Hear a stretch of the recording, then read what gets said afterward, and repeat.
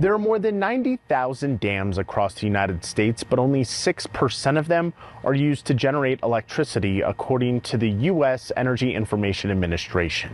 Most are used for drinking, recreation, and irrigation. It might seem contradictory that in a day and age where we're moving toward a greener future, that officials are advocating for the removal of dams nationwide, but the data shows they're not great for the environment or the people whose cultures rely on it. The river is part of our being, part of the fabric of who we are. There's a symbiotic relationship that exists along the Klamath River in Northern California. The Pacific Ocean feeds its existence, and in turn, the river feeds those who call its shores home. Yeah, I just sit up there on the road and listen by my old fish camp.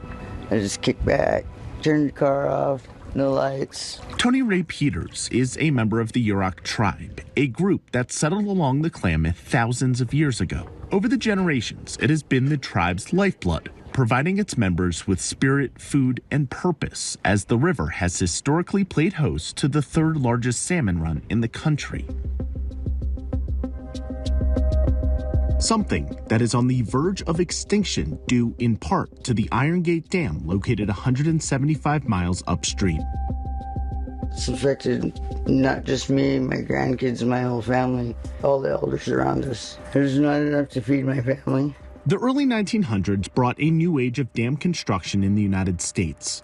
At the time, they were engineering marvels that showcased human ingenuity as they created power, recreation, and drinking water. But as time marched on, emerging data suggested they disrupt natural habitats, emit more carbon than previously thought, and pollute rivers and streams. Their effects, tribes like the Yurok have been feeling and vocalizing for decades. During a regular fishing season, when we have enough fish to have a fishery here, a tribal fishery, there would be docks out here, there would be boats, and there'd be a bunch of activity. People would be out here fishing with nets, trying to catch their salmon for the year. As you can see, it's fallen on hard times, and everything is shut down. So people started driving change, and dams started coming down.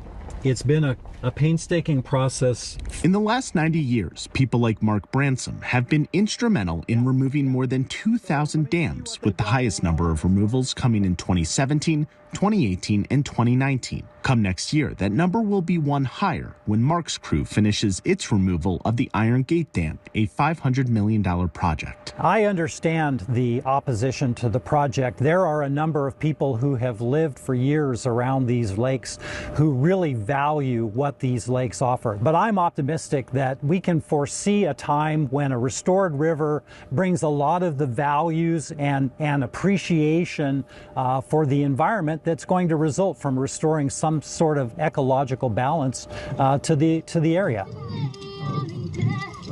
This is our brush dance. It's a ceremonial dance for a sick person. There is a symbiotic relationship along these shores, one between river and people. It's a relationship that has been turbulent for quite some time and finally on the precipice of healing. We're just kind of building these sideboards. The river will go in and do all the hard work and work to heal itself. And as the river starts to heal itself, I look forward to the Yurok people feeling good about that and hopefully having some catharsis and some healing ourselves. Dan Grossman, Scripps News, Klamath, California.